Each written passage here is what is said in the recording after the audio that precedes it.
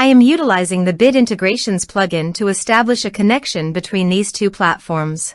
Let's go to Bit Integration Dashboard. Click on Create Integration. Search and select Forminator.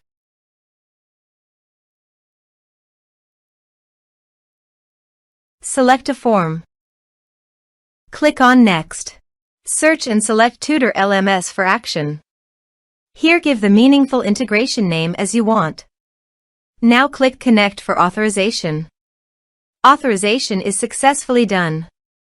Click Next. Select the respective action as you want. Select the respective course as you want. There is no user map option, so you must submit the form from the user login. Here is the conditional logic. You can use it if you want. If the condition matches, then the data will be sent. Click Next. Now save the integrations. Now go to your course page.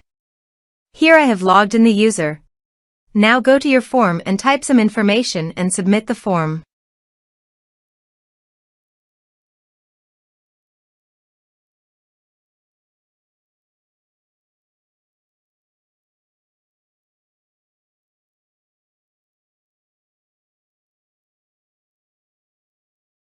The form is successfully submitted.